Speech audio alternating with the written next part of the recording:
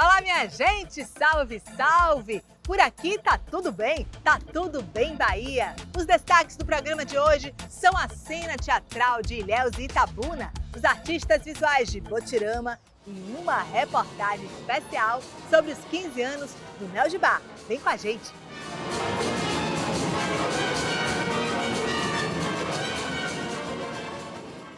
Exposição imersiva. Frida Kahlo, a vida de um ícone, está em temporada em cartaz em Salvador. Nascida no México no início do século XX, a pintora foi reconhecida pela força expressiva dos seus autorretratos. Vamos lá conhecer um pouco mais da vida dessa mulher, que é uma das primeiras artistas feministas da história.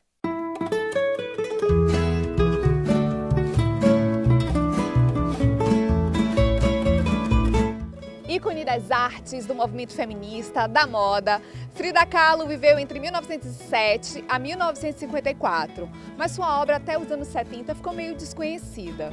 Nos anos 90, os historiadores retomaram a história de Frida e fizeram com que muitas pessoas se apaixonassem por esta figura, né, Thales? Esse legado que ela deixou ainda, Frida já foi, mas ela deixou muita história ainda aqui pra gente se imergir nessa profundeza de amor, sofrimento e pintura, as artes dela.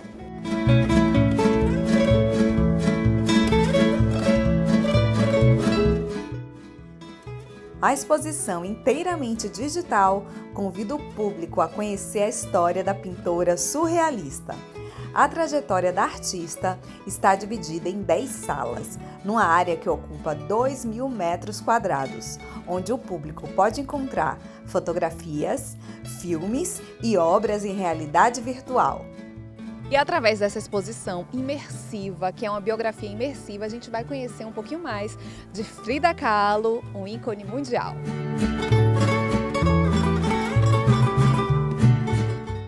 A vida de Frida foi marcada por dores na alma, dores no corpo. Aos 6 anos ela teve poliomielite, o que deixou com a perna mais fina e menor do que a outra, e também sofreu um acidente. Essa sala aqui, essa seção, representa o momento exato desse acidente que ela sofreu quando estava saindo da escola e que a deixou imobilizada por muito tempo na cama. Magdalena Carmen, ou Frida Kahlo, como ficou conhecida, fez da vida uma obra de arte. Após o acidente, pinta seu primeiro autorretrato, em 1926, intitulado Autorretrato com Vestido de Veludo.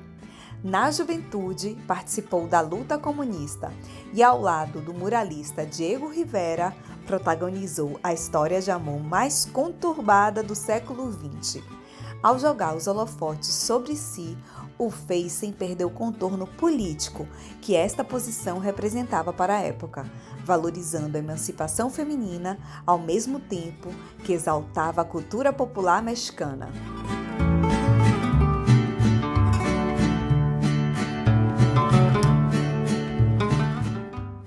A gente está diante do altar dos mortos, de los muertos, que é muito forte na cultura mexicana, né? Qual a tua sensação ao se deparar aqui com esse altar? Na realidade, a cultura mexicana é um pouco caótica nesse sentido, né? Que eles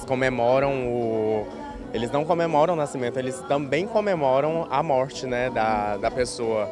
Se deparar num altar com ela assim é uma coisa bem surreal mesmo, porque é como se tivesse ainda a alma dela percorrendo aqui em todos os sentidos daqui do altar, nas flores, nas cores. E como a proposta é colocar o visitante dentro da experiência, para finalizar temos a cabine fotográfica.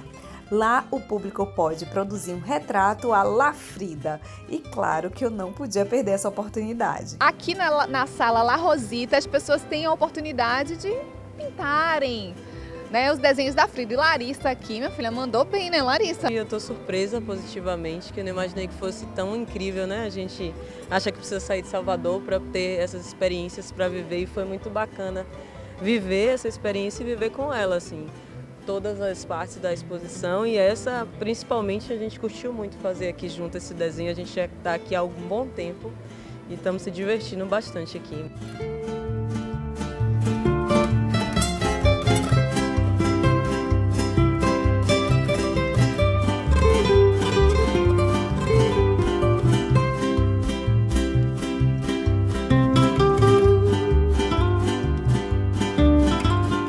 Das artes visuais para as artes cênicas.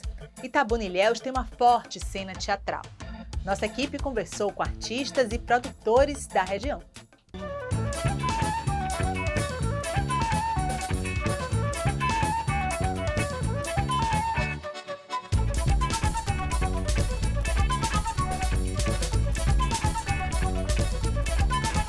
O Grupo de Teatro Popular de Ilhéus une a tradição do teatro na cidade ao que se está fazendo hoje, porque foi fundado em 1995 e resiste há 27 anos com a produção ativa. Inclusive, o último espetáculo, o mais atual, Sonhos, fala justamente da história do grupo, não é, Romualdo? Sonhos é um espetáculo que assim, nos prepara para a retomada do encontro com o público, né, depois desse período de pandemia e de isolamento social. Então a gente começou montando Sonho de uma Noite de Verão de Shakespeare e o espetáculo, os ensaios foram interrompidos e na retomada a gente já não conseguia mais fazer sonhos como a gente havia pensado antes.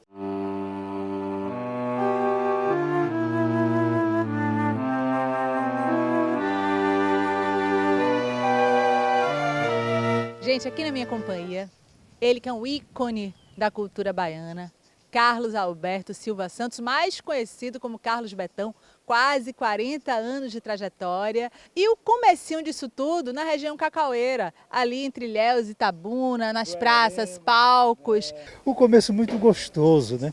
As cidades, Ilhéus, Itabuna e Borarema, sempre foram um ninho de cultural muito grande, né? É um celeiro de atores. Enfim, aí eu fiz o teste lá, estava chegando o diretor de teatro de Itabuna, né? Um diretor de teatro, Aldo Bastos, e estava fazendo uma audição para montar um espetáculo que iria inaugurar a Sociedade Itabunense de Cultura, que era uma peça infantil, Proof de Fantasmia, de Maria Clara Machado. Com essa coisa de Ubaldo em jogar, em promover, promover mesmo a cultura de um modo geral, deu a Itabuna uma fortaleza grandiosa, um grande farol, e isso iluminou. Era uma cena bem mais movimentada, mas eram outros tempos também, né? A população era menor, né? O apelo cultural era mais forte. Dona Maria! Vim aqui só para cobrar nossos direitos de cidadão. Não quero fazer parte de nenhum conchavo, não. Se tentar me subornar, vou pedir sua prisão. Dona Maria, nós só lhe chamamos aqui para ajudar a resolver a situação. Se a senhora aceitasse nosso pedido, falava para todo esse povo que tá tudo resolvido. Aí nessa história, como é que ia ficar o povo? Eu tenho que interromper aqui agora para conversar com Tânia Barbosa e Eli Isídio, que fazem parte do espetáculo Teodorico Majestade. Eli, você foi indicado ao prêmio Braskem justamente por essa personagem, não foi mesmo? Foi em 2009 e foi assim bastante interessante justamente porque a gente faz teatro aqui e geralmente só os atores que atuam ou que do teatro chamado de Salvador, que são indicados, enfim, e pra gente foi bem bacana e bem interessante. Fala, Teodorico! Meu povo de Ilhabela, essa campanha difamatória que os inimigos da cidade estão gravando nessa história é uma grande papagaiada, que esses fita viada tiraram da memória. Quem é Dona Maria no espetáculo, Tânia? Ah, Maria das Armas é uma mulher retada. Uma mulher que não deixa barato, reivindica seus direitos de cidadão, né, que luta não para o individual, mas o coletivo, né, a comunidade inteira. Ela sempre está na linha de frente. Teodorico estreou em 26 de novembro de 2006 e a gente ficou em cartaz até pouco tempo. A gente fez inclusive uma versão virtual dele, uma versão online dele, que também foi muito bacana, teve bastante público durante esse período.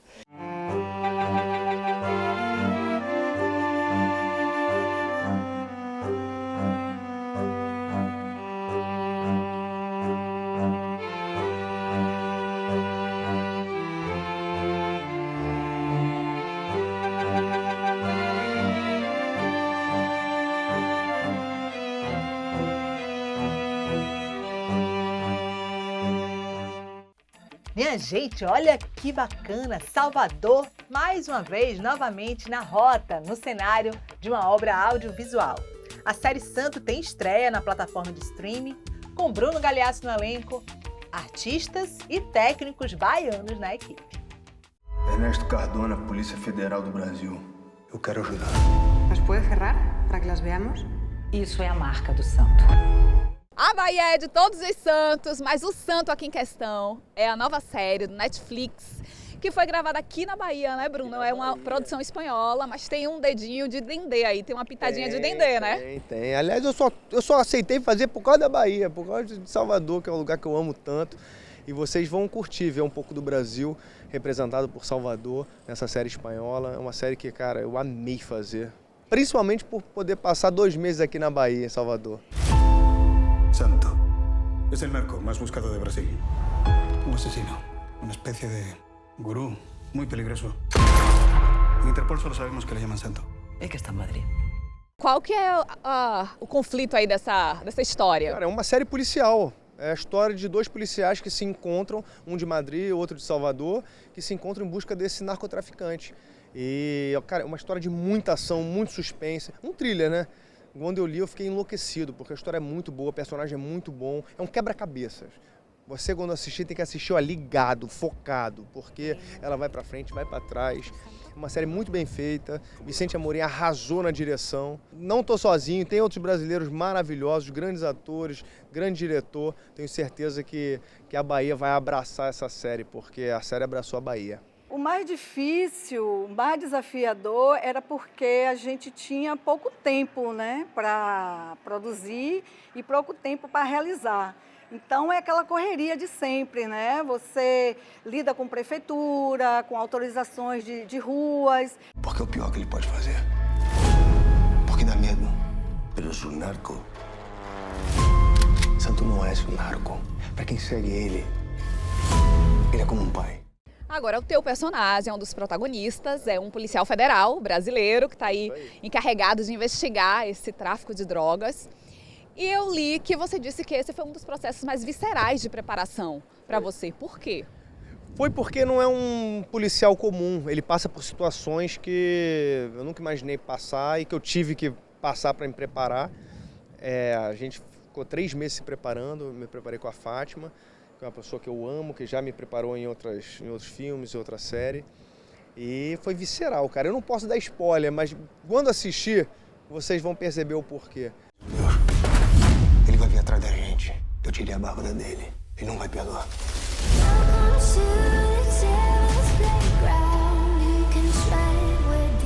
E essa série gravada aqui na Bahia também, na Bahia, também agregou elenco baiano, profissionais baianos. Como é que foi trabalhar com essa galera? A equipe toda de produção era baiana, tinha... Como é que foi? Maravilhoso, né? Eu sou suspeito, eu sou um apaixonado pela Bahia, pelo povo baiano. Eu venho muito pra cá, meu padrinho da minha filha é baiano, meu melhor amigo é baiano, meus grandes amigos têm casa aqui na Bahia, tô sempre lá no Carmo. Então eu amei, eu me senti literalmente em casa.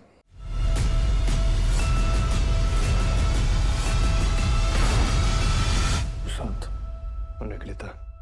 Você não consegue sentir ele? A gente vai agora para aquele rapidíssimo intervalo. Dá tempo de você beber uma água, se alongar e daqui a pouco a gente volta para celebrar os 15 anos do Neo Gibá. Até já!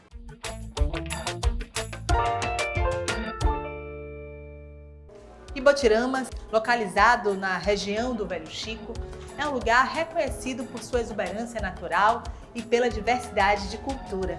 O nome de origem tupi-guarani significa Terra das Flores. A cidade é uma referência e uma inspiração para artistas visuais locais.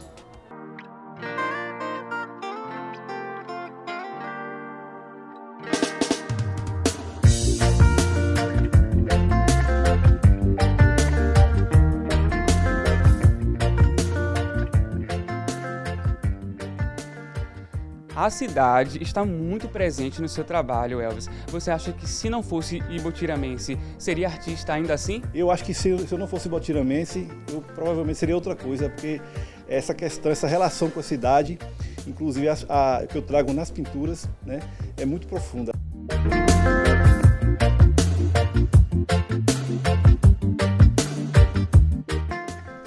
Elta Mineiro e Pinta Silva, outros dois artistas ibotiramenses que trazem a cidade consigo. Mas não só, outros temas também estão presentes no trabalho deles. Por exemplo, Pinta Silva tem uma relação de releituras do Abapuru de Tarsila do Amaral, não é mesmo? Isso, já pintei 2 telas da Tarsila do Amaral. Eu fiz a releitura do Abapo Negro, que é uma versão do Abapuru, ele negro, e uma mesclagem de vários tons de pele no Abaporu, que eu chamo de Tarsila Poru Sonho Teu. Então, inclusive essa obra faz parte do meu acervo particular. Eu fiz ela para um festival de arte que teve em Goiás.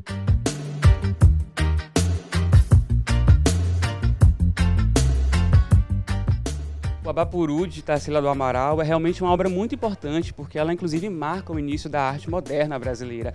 Mas uma obra também que me tocou profundamente foi o Copo de Leite de Elta Mineiro. Como é que foi o processo criativo dessa obra, Elta? Na realidade, essa foi minha primeira arte francesa, né? Porque eu vinha só fazendo trabalhos em telas, com óleo, com acrílicas, e de repente esse estalo para eu fazer. E eu fiz, né? Ibotirama, por ser a terra das flores, então eu acho que o copo de leite representa muito bem. Agora, desde antes, né? Bem antes, que eu já tinha essa questão da arte, porque minha avó, a gente não tinha, assim, condições financeiras, né? E aí minha avó tinha a casa bem grande, onde a gente morava na roça. E aí a lateral da casa, toda branca, minha avó começou a pegar uma frutinha que tem na beira dos igarapés, dos riachos, que se chama quarana. E aí a gente extraía a tinta da quarana e conseguia com barro de riacho, né, que é um barro branco, e quarana, a gente conseguia outras cores. E aí minha avó me ensinou a pintar na parede. E foi a partir desse processo aí que eu me atirei nesse mundo da pintura.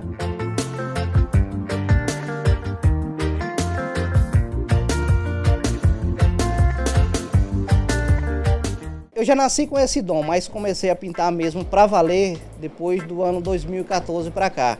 Eu tive problemas de depressão e comecei a usar a arte como terapia. Inclusive, eu morava nessa rua aqui, quando o Elvis, eu acho, estava no início da sua carreira. E eu passava aqui em frente, essa casa do amigo dele, que não é essa casa, outra que tem aqui do lado, e ele colocava lá algumas obras do lado de fora, acho que para secar, e eu passava observando, rapaz, um dia eu vou pintar um negócio desse, igual esse cara tá pintando.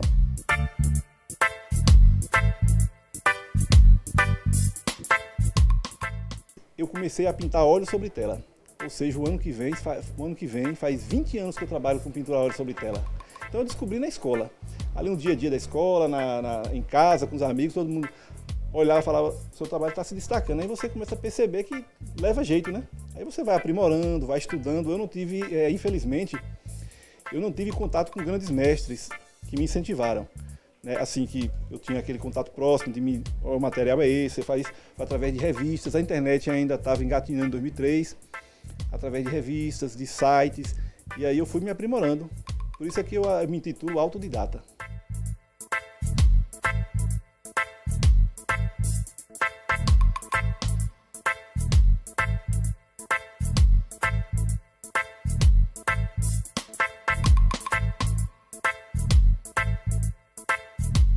E agora vamos de música. A música que transformou a vida de mais de 12 mil crianças, adolescentes e jovens baianos. Estamos falando do NEOJBA, Núcleos Estaduais de Orquestras Juvenis e Infantis da Bahia, que celebrou aí 15 anos com turnê internacional.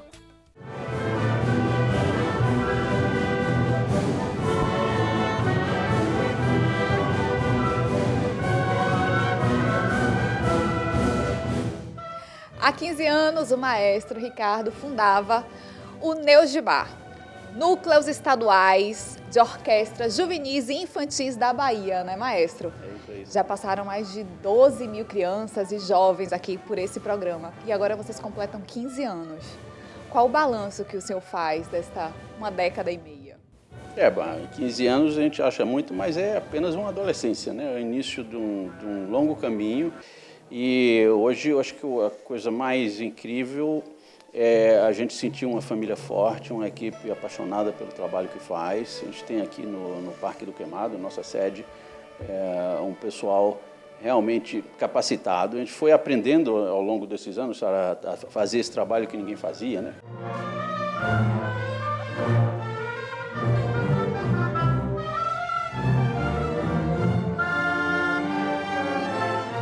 Raisson está aqui com seu companheiro inseparável, birimbau, ele que se tornou ao longo de 9 anos de projeto solista nesse instrumento. Essa importância do birimbau, da capoeira estar na orquestra é resistência. Essa grande turnê foi um presente para mim, né, e para todos da orquestra, eu acredito, porque nunca vi um percussionista sendo um solista em grandes salas como a Filarmonia de Paris. Então o birimbau é um instrumento de capoeira. A capoeira é mundial, sim, mas a orquestra está fazendo ela ser extremamente mais internacional.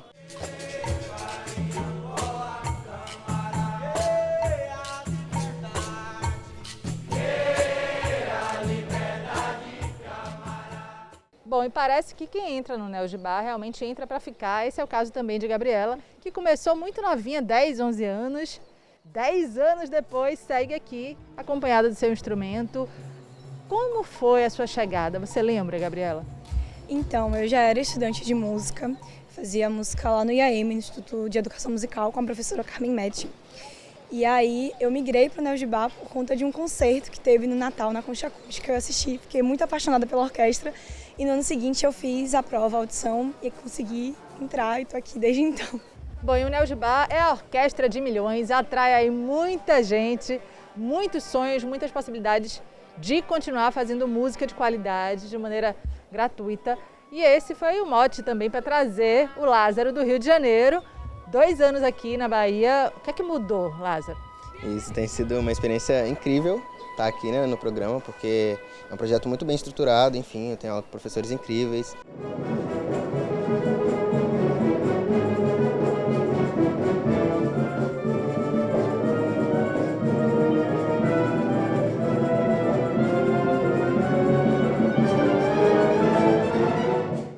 O Neo Gibá é um programa do Estado da Bahia, do qual eu tive a ideia de fundar em 2007, que começou no Teatro Castro Alves com uma pequena orquestra, considero uma pequena orquestra com 86 músicos, orquestra sinfônica, e que hoje já tem 2.400 integrantes em todo o estado da Bahia, com 13 núcleos. Nossos integrantes são eles mesmos preparados para serem multiplicadores. Eu fui monitora do programa vários anos, e tocar em orquestra, querer me especializar em música, veio muito por causa dessa coisa de fazer parte de uma orquestra jovem.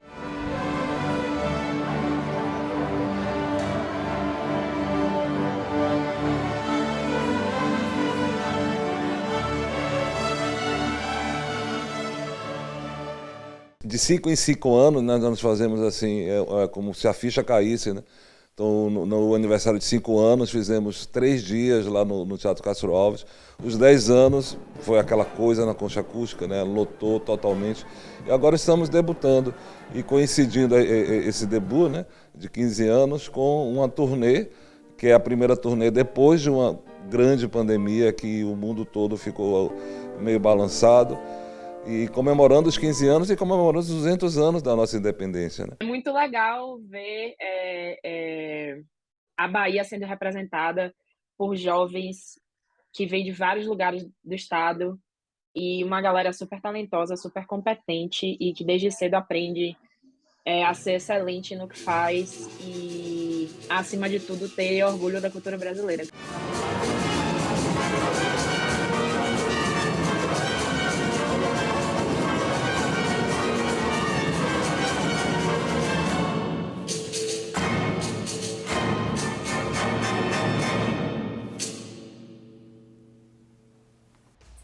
hora de me despedir. Bem Bahia fica por aqui. Mas não vou embora sem antes dar aquele spoiler de sempre, para você ficar à vontade do que vai acontecer na semana que vem.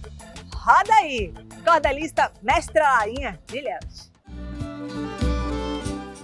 Nascida e cuspida em São Jorge dos Ilhéus.